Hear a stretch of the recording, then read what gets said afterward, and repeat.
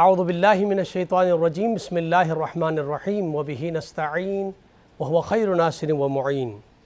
لاکھوں کروڑوں درود و سلام ہو سید الانبیاء رحمت للعالمین خاتم النبیین محمد مصطفیٰ صلی اللہ علیہ وآلہ وسلم پر، ان کے آل پاک پر، اصحاب منتجبین پر۔ ناظرین کرام، پروگرام نذران عقیدت میں آپ کا میزبان ڈاکٹر سید مظفر حسین رضوی آپ کی خدمت میں حاضر ہے۔ میری جانب سے آپ تمام محترم ناظرین کی خدمت میں السلام علیکم ورحمۃ اللہ وبرکاتہ۔ محترم ناظرین کرام، سب سے پہلے آپ تمام کی خدمت میں ولادت باسعادت خاتم الانبیاء سید الانبیاء محمد مصطفیٰ صلی اللہ علیہ وآلہ وسلم کی مبارکباد پیش کرتا ہوں۔ ناظرین کرام، سید الانبیاء جب مبعوث ہوئے تو اس وقت جو مکے کی حالت تھی، جہاں پر انسان اپنی ہی جگر گوشے کو زندہ درگور کر رہا تھا، جہاں انسان سسکیاں لے رہا تھا، جہالت کی گٹا ٹوپ اندھیرے میں انسانیت ڈوبی ہوئی تھی، ایسے میں رسالت مآب صلی اللہ علیہ وآلہ وسلم نے اس انسانیت کو جو پستی میں تھی اس کو بلندی کی طرف بلند کیا۔ خاتم الانبیاء نے اس ترویج و تبلیغ میں جو زحمتیں اٹھائیں، کبھی طائف میں پتھر کھائے، آپ کے راستے میں کانٹے بچھائے جاتے، نہ جانے کس طرح کی اذیتیں اور تکلیفیں آپ کو دی گئیں، لیکن خاتم المرسلین نے اسلام کی ترویج و تبلیغ میں آپ نے بالکل کمپرومائز نہیں کیا، ہر طرح کی زحمتیں برداشت کی، یہاں تک کہ آپ کا سماجی بائیکاٹ کیا گیا، معاشی بائیکاٹ کیا گیا۔ 3 سال تک آپ شعب ابی طالب میں رہے اور طرح طرح کی مشکلات کا سامنا کرنا پڑا، لیکن کفار اور مشرکین مکہ کے جو بھی سازشیں تھیں، رکاوٹیں تھیں، ان تمام کی پرواہ کیے بغیر دین خدا کو انسانوں تک پہنچانے میں ہر ممکن آپ نے کوشش کی، یہاں تک کہ زمانہ ایسا آیا کہ تکلیفیں اس قدر بڑھتی رہیں کہ آپ کو ہجرت کرنا پڑا۔ آج ہم جس موضوع پر گفتگو کرنے جا رہے ہیں وہ موضوع ہے رسول اکرم صلی اللہ علیہ وآلہ وسلم کو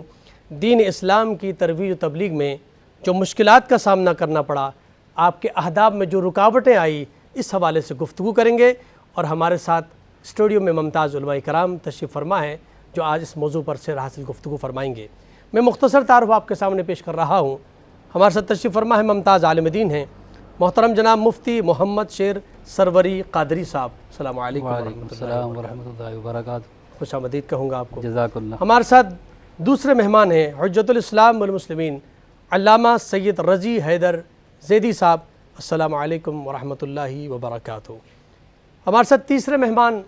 ممتاز ثناء ہیں بین الاقوامی شہرت یافتہ محترم جناب محمد وسیم عباسی صاحب۔ السلام علیکم ورحمۃ اللہ وبرکاتہ۔ خوش آمدید کہوں گا آپ کو بھی۔ اور سلسلے گفتگو کا باقاعدہ آغاز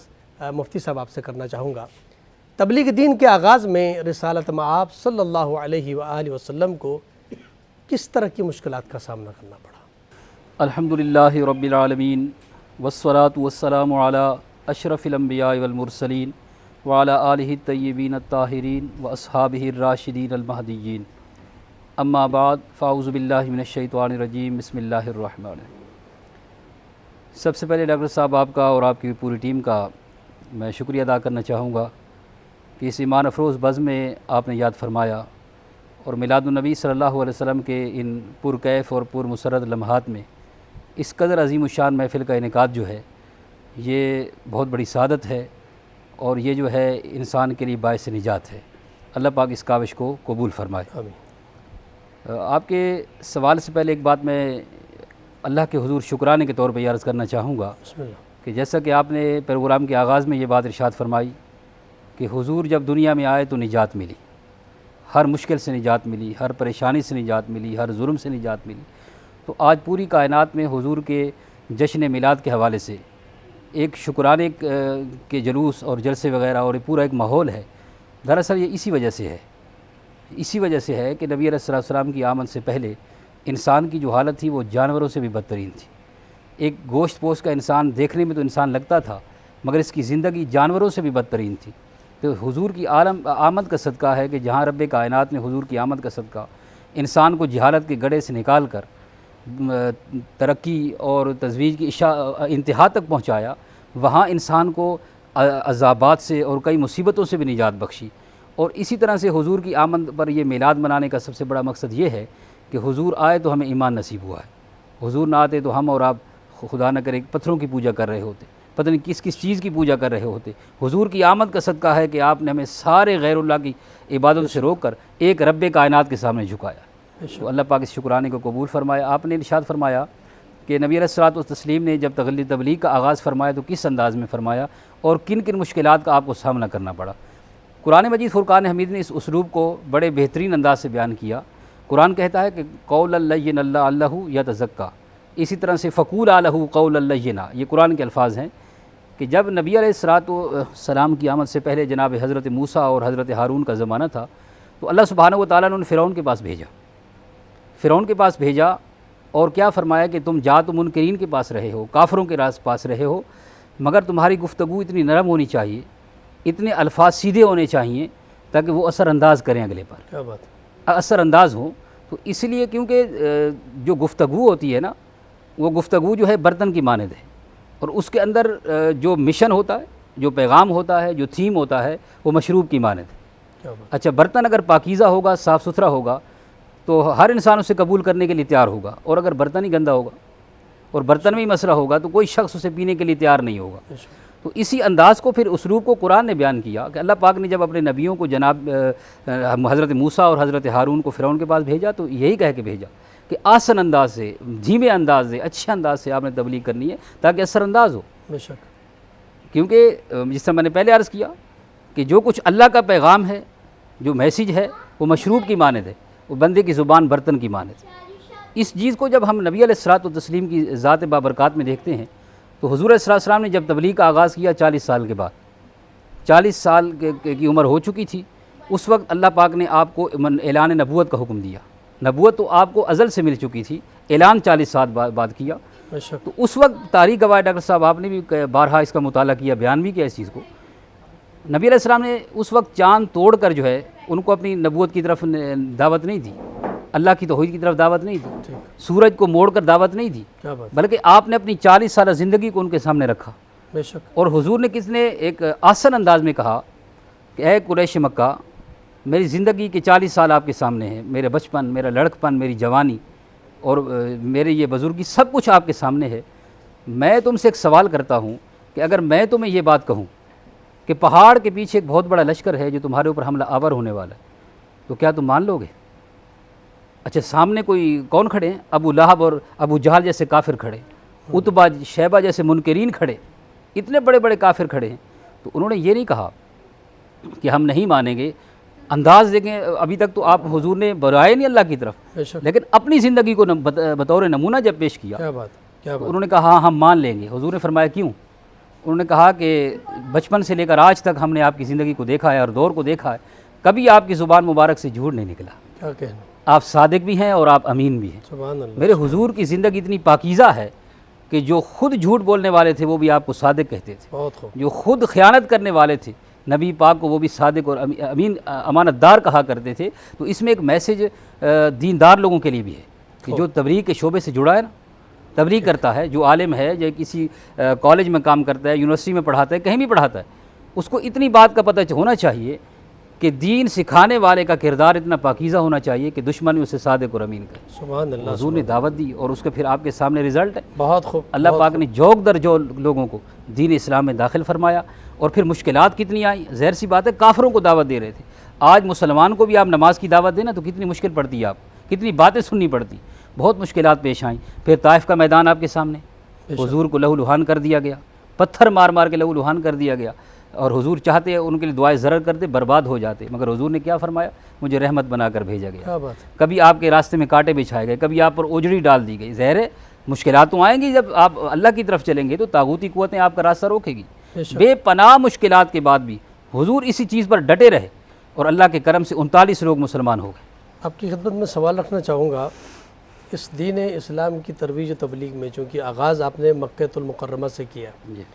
اور مکہ المکرمہ میں ایک بڑا کردار دین اسلام کی ترویج و تبلیغ میں حضرت ابو طالب علیہ السلام کا ہے۔ جی حضرت ابو طالب علیہ السلام کا رسول اکرم صلی اللہ علیہ وسلم کے لیے آپ کی جو خدمات ہیں، آپ کس طرح مدد کرتے رہے، اس حوالے سے ناظرین کی خدمت پیش کیجیے۔ بہت ہی پیارا سوال آپ نے ڈاکٹر صاحب موضوع سے ریلیٹڈ پیش کیا ہے جناب ابو طالب کا اگر ذکر نہ کیا جائے تو بات مکمل نہ ہوگی سبحان اللہ۔ کہ آپ کی شفقت، حضور کے ساتھ آپ کی محبت، وفاداری اور آپ کی دینداری اور جانثاری جو ہے وہ ضرب المثل ہے، اس کی کائنات میں کوئی مثال نہیں ملتی۔ کیا کہیں؟ جناب حضرت عبد المطلب، آپ نبی علیہ السلام کی پیدائش سے پہلے والد کا سایہ اٹھ چکا تھا، اور شکر بالکل۔ 5 سال بعد والدہ بھی اللہ کو پیاری ہو گئیں، تو جناب عبد المطلب نے وصیت لکھی تھی جناب ابو طالب کے پاس کہ میرے بعد آپ نے اس بچے کا خیال کرنا ہے، اپنے بھتیجے کا خیال کرنا ہے، مگر خیال آپ نے کیا کیا؟ آپ تو خیمہ بن کے رہے۔ کیا بات ہے۔ اور تاریخ گواہ ہے، کتب گواہ ہے واہ۔ کہ جناب ابو طالب نے اور حضرت سیدہ فاطمہ بنت اسد مولا علی کی والدہ، کیا بات۔ انہوں نے جس انداز سے نبی علیہ السلام کی پرورش کی، اپنی اولاد سے بڑھ کر، واہ، اپنی جان سے بڑھ کر، حضرت جعفر سگی اولاد، مولا علی سگی اولاد، بے شک۔ ہر شے سے بڑھ کر، اور نبی علیہ السلام کی انہوں نے پرورش پر توجہ دی، سبحان اللہ۔ ہر شے سے بڑھ کر حضور کا خیال رکھا، ماشاء دینی معاملات میں، دنیاوی معاملات میں، کہ کیا بات۔ پھر حضور نے جب اعلان نبوت کیا تو تب بھی آپ ساتھ ساتھ رہے، بے شک۔ اور آپ ایک خیمے کی مانند تھے، حضور پر آپ ایک چھت کی مانند تھے، سبحان اللہ۔ اور آپ عرب کے سرداروں میں سے تھے، آپ نے ساری کاوشیں حضور کے ساتھ لگا دی،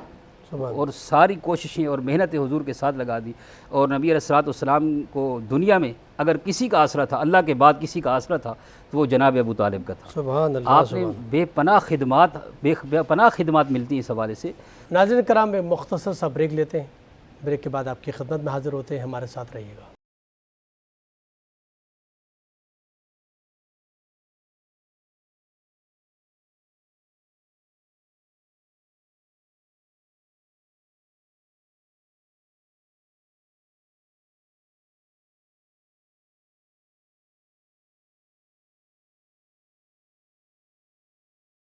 ناظرین کرام، ایک بار پھر پروگرام نظرانہ عقیدت میں آپ کا خیر مقدم۔ گفتگو جاری ہے۔ رسول اکرم صلی اللہ علیہ وآلہ وسلم نے جو تبلیغ و ترویج کا آغاز کیا تو کس طرح کی تکلیفیں اور مصیبتیں اور مشکلات کا سامنا کرنا پڑا، اس موضوع پر گفتگو کے لیے علماء کرام تشریف فرما ہے۔ میں قبلہ علامہ سید رضی حیدر صاحب سے گزارش کروں گا کہ رسول اکرم صلی اللہ علیہ وسلم کی اس ترویج تبلیغ میں جو مشکلات کا سامنا کرنا پڑ رہا ہے، اس میں حضرت ابو طالب علیہ السلام نے کتنا ساتھ دیا، کتنی مدد کی، اور آپ کی وجہ سے کتنی تکلیفیں اور مشکلات کم ہوئیں رسول اکرم صلی اللہ علیہ وسلم۔ اعوذ باللہ من الشیطان اللعین الرجیم، بسم اللہ الرحمن الرحیم۔ جیسا کہ ابھی مفتی صاحب نے بھی جو ہے وہ ان تمام مطالب کی جانب ابتدائی جناب ابو طالب کی جو خدمات ہیں اس کی جانب خوب اشارہ فرمایا۔ جناب ابو طالب علیہ السلام کا جناب عبد المطلب کے بعد حضور اکرم کو اپنی پرورش میں لینا اور ایک نمایاں انداز میں اور خاص انداز میں ان کی پرورش پہ توجہ دینا، اس طرح کے ایک باپ اپنے بچوں کو ثانوی حیثیت دے اور ان پر فوقیت دے جناب عبداللہ کے اس یتیم اپنے بھتیجے پر، یہ جو خصوصی توجہ ہے یہ بچپن سے ایسی توجہ تھی جسے سب نے محسوس کیا۔ حالانکہ ابھی نبوت کا سلسلہ نہیں ہے، مگر اس کے باوجود بھی آپ اکثر یہ کیا کرتے تھے کہ ان کے بستر پہ اپنے بچوں کو لٹا دیا کرتے تھے اور انہیں ایک علیحدہ اس عنوان سے کہ خدا نخواستہ کوئی غضن نہ پہنچے، کیونکہ اب یہ جو جناب ابو طالب کی بصیرت تھی، میں ابتدائی میں آپ کو یہ چند اشارے کر رہا ہوں تاکہ یہ خطرہ اور بھی سامنے آ جائے کہ حضور اکرم کا وجود مبارک ایسا نہیں کہ 40 سال کے بعد زیر نظر آیا ہے۔ حضور اکرم کی ولادت سے پہلے ہی آپ کی آمد کی جو خبریں چلی آ رہی تھیں، یہودی آ کر مدینے کے اطراف میں آباد ہو چکے تھے اور ڈیولپ ہو چکے تھے، متمدن ہو چکے تھے۔ قلعے، جس میں سے چند ایک قلعوں کے نام ہماری تاریخ میں موجود ہیں، لوگوں کو یاد ہیں، جن میں سب سے بڑا قلعہ خیبر جو کئی قلعوں کا ایک مجموعہ تھا، یہ، اور معیشت پہ ان کا کنٹرول تھا، سیاست پہ ان کا کنٹرول تھا۔ یہ یہودی منتظر تھے، اور جب ولادت ہوئی ہے اور وہ آثار ولادت جو معجزات سامنے آئے ہیں تو اس پر یہ جستجو میں نکلے، اور جا کر جب انہوں نے دیکھا کہ یہ عبداللہ کے گھر آیا اور عبداللہ اولاد اسماعیل، تو تعصب کی بنیاد پر انہوں نے چھوڑ دیا، حالانکہ جس کے منتظر تھے اور اتنا اپنے آپ کو آمادہ کیا تھا کہ اس کے آنے کے بعد ہم پوری دنیا پر حکومت کریں گے اور طاقتور ہو جائیں گے اور یہ خواب ان کا جب پائے تکمیل کو پہنچنے لگا تو تعصب نے ان کی راہ میں ایک رکاوٹ کھڑی کر دی کہ یہ تو اولاد اسماعیل سے، ہم تو اولاد اسحاق سے انتظار کر رہے تھے، اور اس تعصب کی وجہ سے انہوں نے حضور اکرم پہ سے جو ہے وہ توجہ تو ہٹا لی، مگر در پردہ در حقیقت یہ تو جانتے تھے کہ یہ پیغمبر وہ ہے کہ جس پہ وہ تمام بشارتیں اسی پہ جو ہے وہ صادق آتی ہیں، اور اسی کے ہاتھوں وہ سب کچھ ہونا ہے جو اللہ کے وعدے ہیں۔ لہٰذا اب ایک خطرہ محسوس یہودیوں کو اس بچے کی ولادت کے بعد اس بچے کے وجود مبارک سے یہ خطرہ لاحق ہو چکا تھا کہ ہم اگر اسے نہیں بھی قبول کرتے ہیں تو جو اس کے لیے بیان کیا گیا وہ تو ہے، اور اگر وہ ہے تو پھر نہ قبول کرنے کی صورت میں ہمیں خطرہ ہے۔ یوں یہودیوں سے شروع ہی سے حضور اکرم کے وجود مبارک کو خطرات لاحق تھے، یعنی ابھی مشرکین کا کوئی تذکرہ نہیں ہے، ابھی کفار کا کوئی تذکرہ نہیں ہے، کیونکہ یہ اس خطے کے کفار و مشرکین تو دور جاہلیت میں دن گزار رہے تھے۔ یہودی جو آ کر آباد ہوئے تھے وہ متمدن تھے، اور وہ تمام باتیں جانتے تھے کہ یہ آنے والا جو ہے جس پیغمبر کی آنے کی یہ آخری پیغمبر ہے، اور پوری دنیا پہ اس کا دین جو ہے وہ حاکم ہوگا۔ تو لہٰذا اب جناب ابو طالب کا وہ خاص اہتمام اور حضور اکرم کی حفاظت کرنا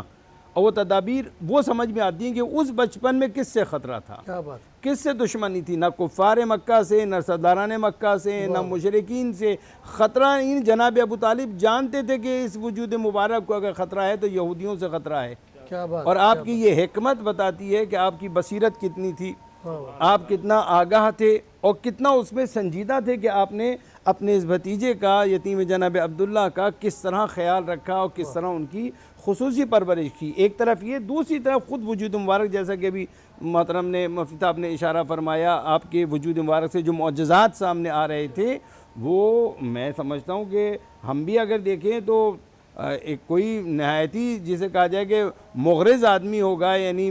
جسے کہا جائے کہ مفاد پرست کوئی ہوگا بہت زیادہ کہ جو انکار کر دے اس حقیقت سے، وَإِلَّا جو معجزات سامنے آ رہے تھے تو وہ معجزات تسلیم کر کے حضور اکرم کا مقام و منزلت جو آپ کے دل کے اندر تھا اس کا اظہار اس وقت بھی ہوا جب حضور اکرم نے دعوت ذوالعشیرہ دی، اور دعوت ذوالعشیرہ میں آپ نے جس طرح حضور اکرم کو جو ہے وہ سپورٹ فراہم کی ہے، پہلی دعوت کے بعد دوسری دعوت، دوسری کے بعد تیسری دعوت، اور جب سارے بڑے تقریباً 40 سے زیادہ افراد موجود تھے خاندان کے، جب وہ قبول نہیں کر رہے ہیں اور صرف ایک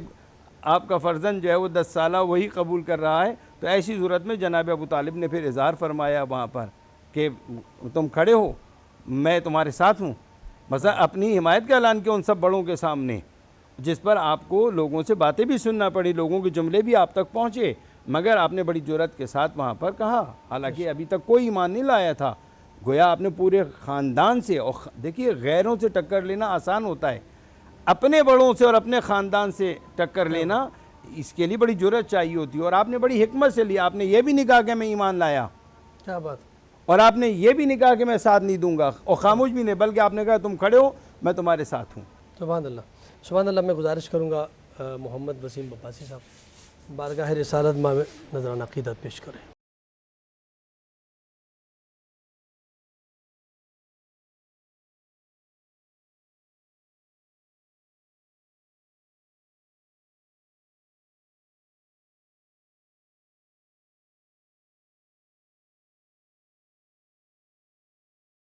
ناظرین کرام،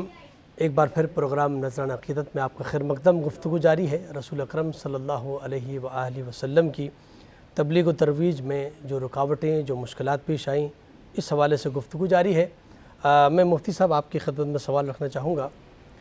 حضرت خدیجۃ الکبریٰ سلام اللہ علیہ، یہ دو شخصیات جو مکۃ المکرمہ میں رسول اکرم کے ساتھ ساتھ ہیں، ایک مالی حوالے سے ساتھ دے رہی ہیں اور ایک جانی حوالے سے ساتھ دے رہے ہیں، اور شیب ابی طالب میں اس کے بعد واپسی پہ دونوں کا اس دنیا سے وصال ہوتا ہے۔ تو حضرت ابو طالب کا تذکرہ کیا آپ نے ماشاءاللہ سے، حضرت خدیجۃ الکبریٰ سلام اللہ علیہا کا کیا کردار رہا ان مشکلات اور رکاوٹوں کو کم کرنے میں؟ ماشاءاللہ بہت ہی پیارا سوال آپ نے ارشاد فرمایا ڈاکٹر صاحب کہ حضرت سیدہ کائنات خدیجۃ الکبریٰ رضی اللہ تعالیٰ عنہا یہ دین اسلام کی وہ اہم شخصیت ہیں کہ ذکر مکمل ہی نہیں ہوتا حضور کی سیرت کا جب تک ان کا ذکر نہ کیا جائے۔ سبحان اللہ، نبی علیہ الصلوۃ والسلام کی پہلی رفیق حیات ہیں، اور یہ وہ ہستی ہے کہ وحی کے آغاز میں ہی آپ ان کی نمایاں کردار کی جھلک دیکھ سکتے ہیں، اللہ سبحان کیونکہ عورتوں میں سب سے پہلی یہ خاتون تھی، یہ پہلی خاتون تھی جن کے نبی پاک صلی اللہ علیہ وسلم کی آواز پر لبیک کہا تھا، بے شک اور پھر صرف لبیک نہیں کہا، پھر کلمہ نہیں پڑھا، آپ تو حضور کے اوپر پہلے سے ہی جانثار تھی، کیا بات مالی لحاظ سے ہر لحاظ سے جانثار تھی۔ بے شک جب حضور نے اپنے اس مشن کا آغاز کیا تو سب سے زیادہ عورتوں میں ساتھ دینے والی جو خاتون تھی وہ حضرت سیدہ کائنات تھی۔ آپ نے کس انداز میں حضور کا جانی لحاظ سے، مالی لحاظ سے، تبلیغی لحاظ سے، ہر لحاظ سے نبی علیہ الصلوۃ والسلام کا ساتھ دیا۔ لوگ آپ پر طعن و تشنیع کرتے تھے، جملے کستے تھے، کس طرح سے تکلیف دیتے تھے، مگر کوئی شے بھی آپ کے پائے ثبات کو کم نہ کر سکی، اور آپ سینہ سپر بنی رہیں اور حضور علیہ الصلوۃ والسلام کے ساتھ رہیں۔ اور ایک خاصہ ڈاکٹر صاحب حضرت سیدہ کائنات کا یہ بھی تھا کہ نبی علیہ الصلوۃ والسلام، ظاہر سی بات ہے آپ کفار کو دین کی دعوت دے رہے تھے، تو پھر وہ کس قدر آپ کو اذیتیں پہنچاتے تھے اور کس طرح آپ کو تکلیفیں دی، حضرت نے بھی ارشاد فرمایا۔ لیکن اس کے باوجود بھی جب نبی علیہ الصلوۃ والسلام باہر سے گھر تشریف لاتے تھے، کوئی آپ کو باہر معاذ اللہ مجنون کہتا، کوئی جادوگر کہتا، کوئی کیا کچھ کہتا، کوئی پتھر مارتا، آپ ایک رنجیدہ کیفیت میں جب گھر آتے نا تو سیدہ کائنات کا یہ خاصہ تھا، اللہ کا خاص انعام آپ پر یہ تھا، اور اللہ کی طرف سے یہ خاص مددگارہ تھی کہ ایسی بات کرتی تھی حضور کی خدمت میں کہ حضور کی ساری تکلیف دور ہو جاتی تھی، ساری تھکاوٹ دور ہو جاتی تھی، اور حضور مسکرا پڑتے تھے۔ اور آپ ہی نے فرمایا تھا کہ جب نبی علیہ السلام کبھی کبھار اس قدر رنجیدہ ہوتے تھے کفار کی طرف سے، دشمنان کی طرف سے، ایسی باتیں ہوتی تھی کہ جو شاید اس میں سے کچھ بیان قابل بھی نہ ہو، لیکن حضرت سیدہ کا خاصہ تھا، آپ حوصلہ بڑھاتی تھی۔ اور یہ تاریخی الفاظ آج تک کتابوں میں موجود ہیں کہ حضرت سیدہ کائنات نے کہا، عرض کی کہ یا رسول اللہ آپ ضائع کیسے ہو سکتے ہیں، آپ کا رب آپ کو ضائع کیسے کر سکتا ہے، آپ تو اس کے دین کی دعوت دیتے ہیں، آپ غریبوں کی حمایت کرتے ہیں، بھوکوں کو کھانا کھلاتے ہیں، یتیموں کی حمایت کرتے ہیں، بیواؤں کی حمایت کرتے ہیں، آپ اتنی بڑی خدمت سر انجام دے رہے ہیں، آپ کا رب کبھی آپ کو ضائع نہیں ہونے دے گا۔ ساری زندگی آپ نے، پوری زندگی جانی لحاظ سے، مالی لحاظ سے، ہر لحاظ سے حضور پر جانثار کر دی، اور یہی وہ خاتون ہے ڈاکٹر صاحب، یہی وہ خاتون ہے۔ پھر اللہ نے اجر کیا دیا کہ آپ حضرت سیدہ کائنات کا یہ خاصہ ہے کہ نبی علیہ السلام نے آپ کو زمین پر بیٹھ کر جنتی انگور کھلائے تھے، سبحان اللہ، اور جنت میں ایک ایسے گھر کی بشارت دی تھی اللہ کے حکم سے کہ جو موتیوں کی مانند ہے، جہاں پر نہ شور ہے نہ کوئی آواز ہے۔ کیا بات، اور اللہ پاک نے حضرت سیدہ کائنات کے ذریعے کس قدر اسلام کو ترقی عطا کی سبحان اللہ، کہ میں اس کی چند لفظوں میں اس کی مثالیں نہیں دے سکتا۔ اللہ پاک آپ کے دربار پر انوار پر کروڑ رحمتوں کا نزول فرمائے۔ آمین آمین۔ قبلہ آپ کی خدمت میں بھی سوال رکھنا چاہوں گا، ام المومنین حضرت خدیجۃ الکبریٰ سلام اللہ علیہا کی جو خدمات قبلہ نے بھی بیان فرمائیں کہ آپ کی دولت تھی کہ جو اسلام پر نچھاور فرمائی، آپ نے رسول اکرم صلی اللہ علیہ وسلم کے قدموں میں نچھاور فرمائی، اپنی ساری دولت کہ آپ ملیکۃ العرب ہوتے ہوئے شیب ابی طالب میں آپ پتے کھانے پہ مجبور تھیں، لیکن آپ نے پتے کھانا گوارا کیا، رسول کا ساتھ چھوڑنا گوارا نہ کیا، کیا فرماتے ہیں آپ؟ بسم اللہ الرحمن الرحیم۔ سلام ہمارا اس بی بی پر کہ جس نے حضور اکرم کی شخصیت، جب کہ ابھی نبوت کا بھی اعلان نہیں ہوا تھا، اس شخصیت پر اس زمانے میں کہ جب کوئی آپ کی اس شخصیت کے حوالے سے یہ معرفت نہیں رکھتا تھا کہ جو جناب خدیجہ نے اظہار فرمایا کہ اس حال میں بھی کہ جب آپ مالی اعتبار سے خستحال نظر آتے ہیں، اس وقت آپ نے حضور اکرم کی اس شخصیت پر توجہ دیتے ہوئے اپنی تمام مالی حیثیت کو یکسر بھلاتے ہوئے آپ نے خود کو از اپنی جانب سے، اپنی طرف سے از خود آپ نے یہ اظہار فرمایا کہ میں محمد کی زوجیت میں آنا چاہتی ہوں، اور اپنے اس چچا کو بھیجا جائیں اور جا کر ان کے بڑوں سے بات کریں۔ یہ واقعہ ہے اس کے بعد جب آپ نے وہ تجارتی کاروان حضور کے ساتھ بھیجا تھا، اور جب آ کر آپ کو تمام صفات بتائی گئیں، تو یہاں سے پتہ چلتا ہے بنیادی ایک آپ کی کوالٹی تو یہ ہے کہ آپ حضور اکرم کی شخصیت پر پہلے ایمان لائی ہیں، نبوت پہ بعد میں، وہ نبوت کا سلسلہ بات کیا، پہلے حضور اکرم کی شخصیت پہ ایمان لائی ہیں۔ یعنی ایک آدمی جو ظاہراً آج کی زبان میں جسے کہا جائے نادار، جس کے پاس مالی اعتبار سے کچھ نہیں ہے، اس کے اندر آپ نے جو دولت دیکھی ہے، جو عظیم دولت کردار کی دیکھی ہے، اس عظیم کردار کی دولت پر آپ ایمان لائی ہیں، اور آپ نے باوجود کہ مالی اعتبار، دنیاوی دولت کے اعتبار سے، ابھی آپ نے جس طرح ایک ان کا لقب ذکر فرمائے ملکۃ العرب ہیں کہ عرب کا مکے کا کوئی دوسرا کاروان آپ کے کاروان سے بڑھ کر نہیں ہوتا تھا تجارت کے اعتبار سے، مگر اس کے باوجود بھی آپ یہ مال آپ کے طرز تفکر پر اثر انداز نہیں ہوا تھا کہ مال کی بنیاد پہ آپ سوچتی ہوں، بلکہ آپ پتہ چلتا ہے آپ کے اس اقدام سے پتہ چلتا ہے کہ آپ کے نزدیک جو اصل کوالٹی ہے انسان کی اور اصل جو دولت ہے وہ وہی ہے جو اس نے جناب حضور اکرم کی شخصیت میں دیکھی اس وقت اور حاضر ہو گئیں۔ اور اس کے بعد اس سے بڑھ کر اقدام یہ کہ جب زوجیت میں آئیں تو تمام تر اختیار کے ساتھ پورا مال حضور اکرم کے سپرد کر دیا، اور حضور اکرم نے وہ مال جس طرح ناداروں میں اور غریبوں میں تقسیم کیا وہ ایک علیحدہ تفصیلات، مگر ہم یہ تاریخ میں دیکھتے ہیں کبھی آپ نے پلٹ کر پوچھا نہیں کہ یہ مال کہاں گیا اور کہاں خرچ ہو گیا، اور یا کبھی ذکر کیا ہوں میں کبھی ایسے رہا کرتی تھی اور آج میں اس حال میں آ گئی، کبھی حالات کا موازنہ نہیں کیا کہ میرا ماضی ایسا تھا یا کبھی میں ایسے بیٹھا کرتی، اس زمانے کا ذکر ہی نہیں کیا، بلکہ جس طرح کے حالات دین مبین اسلام کی تبلیغ میں ترویج میں حضور اکرم کے ساتھ رہتے ہوئے جس قسم کے حالات پیش آئے اس میں حضور اکرم کے ساتھ ساتھ رہیں اور آپ کی مکمل حامی اور مددگار رہیں۔ سبحان اللہ، میرے خیال سے یہ تمام ہے کہ آپ نے اسلام سے پہلے آپ نے مال نشاور فرمایا، اور آپ ہی کے مال کا یہ احسانات جو اس وقت اس زمانے کے لوگوں پر تھے کہ وہ دین اسلام کی ترویج و تبلیغ کا جب آغاز ہوا تو وہ لبے کہتے ہوئے نظر آتے ہیں، اور جس طرح آپ نے اپنی جاہ و جلال اور جاہ و حکمت جو آپ کی بادشاہت ٹائپ کی جو زندگی تھی جہاں ملکۃ العرب کہلاتی تھی، حالانکہ اس زمانے میں بھی آپ کا لقب طاہرہ تھا، پاکیزہ ترین خاتون آپ تھی۔ آپ نے تمام کنیزوں کو آزاد کیا،